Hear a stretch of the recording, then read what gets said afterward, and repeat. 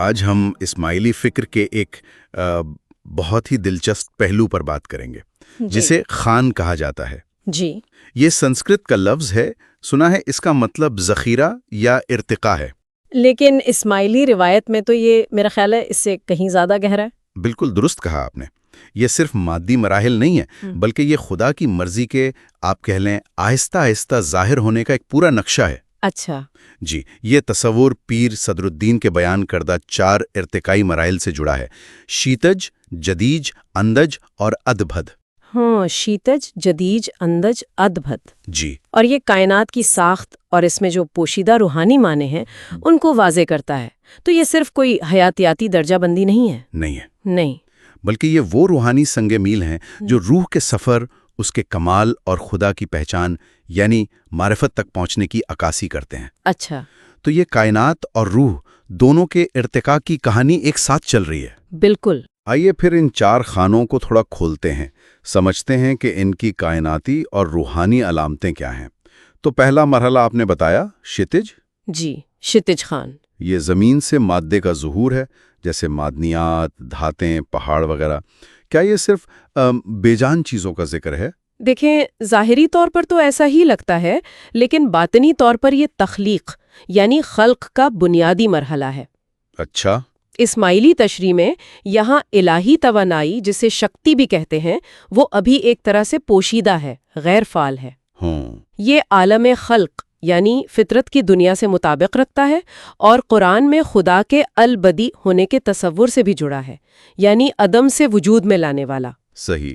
پیر صدر الدین اسے برزخ بھی کہتے ہیں، یعنی عدم اور وجود کے درمیان ایک حد، ایک دہلیز سمجھ لیں۔ ایک سرحد۔ جی، ایک سرحد۔ اور وہ پیروکاروں کو تلقین کرتے ہیں کہ اس بظاہر بے جان مادے میں بھی یعنی پتھر میں بھی خدا کی موجودگی کو پہچانیں۔ یعنی پتھر میں بھی خدا کی نشانی پہچاننا۔ واہ! تو اس بے جان مادے سے پھر زندگی کیسے پھوٹتی ہے اس نظریے کے مطابق؟ وہ پھر دوسرا مرحلہ آتا ہے جدیج خان۔ جدیج۔ جی، یہاں زندگی بیجوں اور ٹہنیوں سے ابھرتی ہے، یعنی نباتات، پودے اور درخت۔ اچھا۔ اور یہ پانی، جسے آب حیات بھی کہا گیا ہے، اس کے ذریعے زندگی کی بیداری کی علامت ہے۔ قرآن کریم کی وہ آیت بھی ذہن میں آتی ہے، اور ہم نے ہر جاندار چیز کو پانی سے بنایا۔ جی ہاں، بالکل۔ گنان شریف میں تو پیر کو ایک باغبان سے تشبیہ دی گئی ہے جو روح کے پودے کی پرورش کرتا ہے۔ اچھا، جیسے باغبان پودے کو پالتا ہے۔ بالکل۔ تو جس طرح پودا بڑھتا ہے، اسی طرح مومن کی روح بھی امام کے فرمان یعنی ان کی رہنمائی میں روحانی طور پر نشوونما پاتی ہے۔ یہ تو بہت خوبصورت تشبیہ ہے۔ اچھا، پودوں کے بعد پھر زندگی کی اگلی شکل؟ وہ انڈوں سے پیدا ہونے والی مخلوق ہے، پرندے، رینگنے والے جانور، مچھلیاں۔ یہ تیسرا مرحلہ اندج خان، یہ کیا ظاہر کرتا ہے؟ جی، اندج خان، یہاں نا ایک بہت اہم موڑ آتا ہے۔ یہ مرحلہ شعور کے ظہور کی نمائندگی کرتا ہے، ایک خاص قسم کا شعور جسے عقل جزوی یعنی جزوی یا محدود عقل کہا گیا ہے۔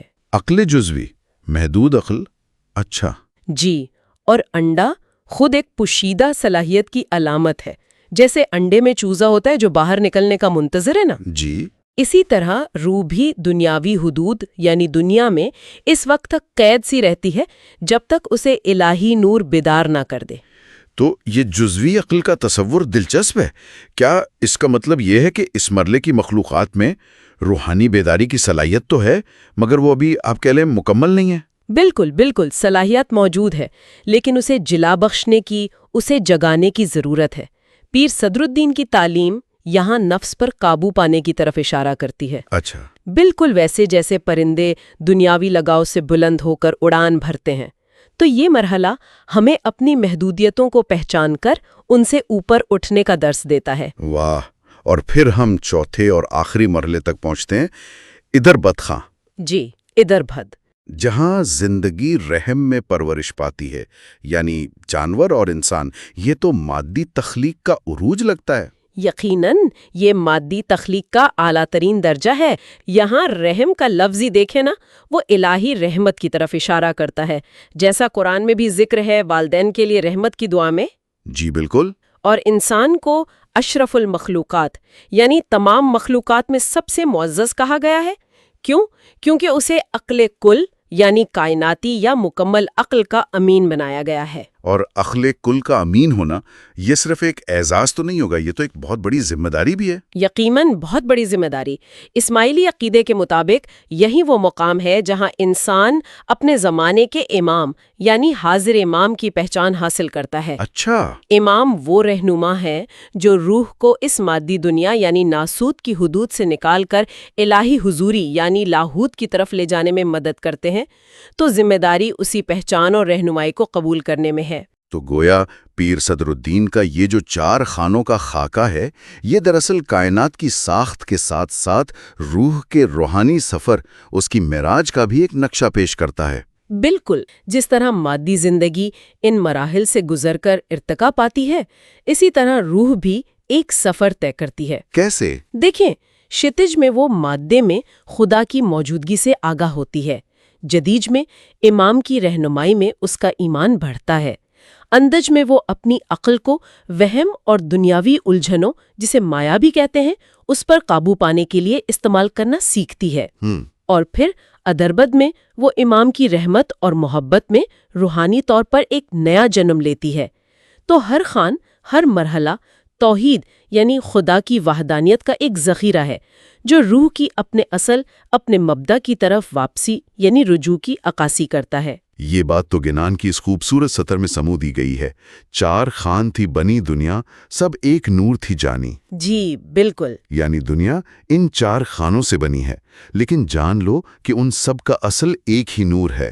یہی تو اسماعیلی فکر کا خلاصہ ہے کہ مادہ اور روح میں تضاد نہیں بلکہ ہم آہنگی ہے۔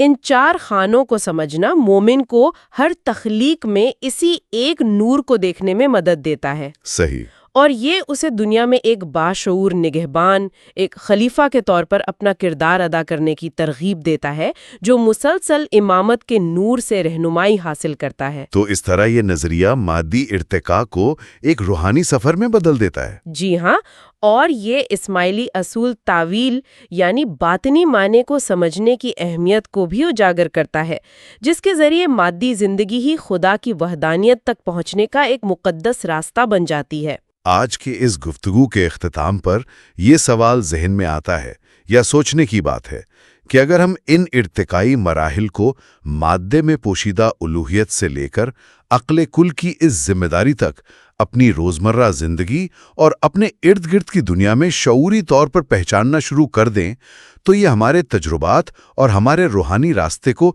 کس طرح مزید گہرا اور بامانی بنا سکتا ہے۔